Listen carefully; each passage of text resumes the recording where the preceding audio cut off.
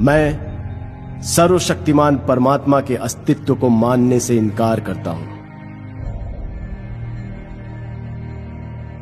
मैं नास्तिक इसलिए नहीं बना कि मैं अभिमानी हूं, पाखंडी या निरर्थक हूं। मैं ना तो किसी का अवतार हूं, ना ईश्वर का दूत, और ना ही खुद परमात्मा। मैं अपना जीवन एक मकसद के लिए न्योछावर करने जा रहा हूं, और इससे बड़ा आश्वासन भला क्या हो सकता है।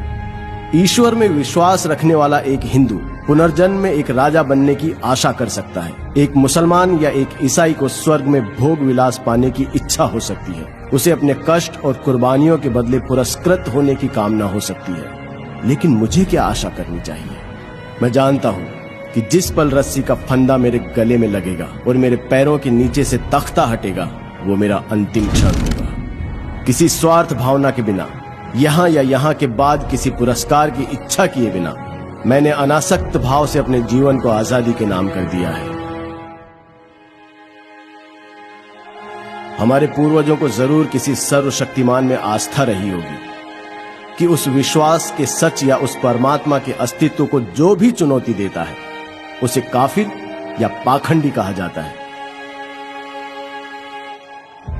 चाहे उस व्यक्ति के तर्क इतने मजबूत क्यों ना हो कि उन्हें झुठलाना नामुमकिन हो, या उसकी आत्मा इतनी सशक्त क्यों ना हो कि उसे ईश्वर के प्रकोप का डर दिखाकर भी झुकाया नहीं जा सकता, और इसलिए ऐसे व्यक्ति को अभिमानी कहकर उसकी निंदा की जाती है।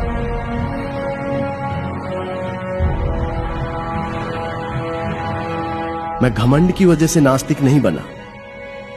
ईश्वर पर मेरे अविश्वास ने आज सभी परिस्थितियों को मेरे प्रतिकूल बना दिया है, और ये स्थिति और भी ज्यादा बिगड़ सकती है।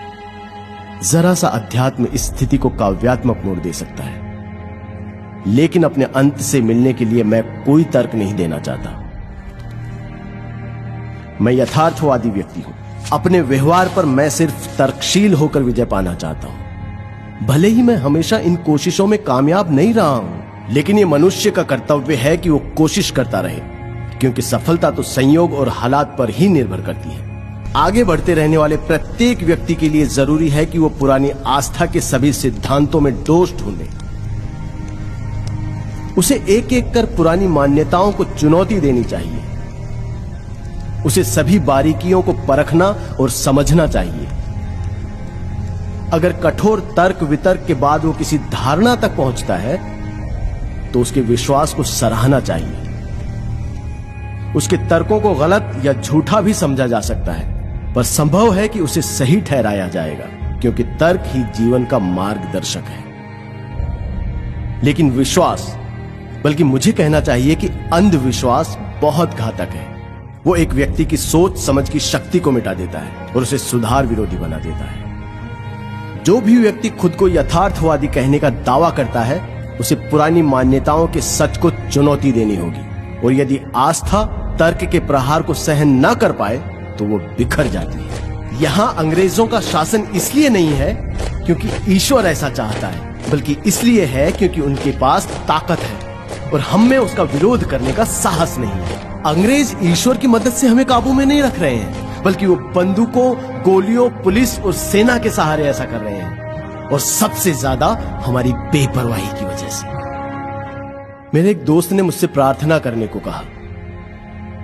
जब मैंने उससे अपने नास्तिक होने की बात कही, तो उसने कहा, जब तुम्हारे आखिरी दिन नजदीक आएंगे तब तुम यकीन करने लगोगे।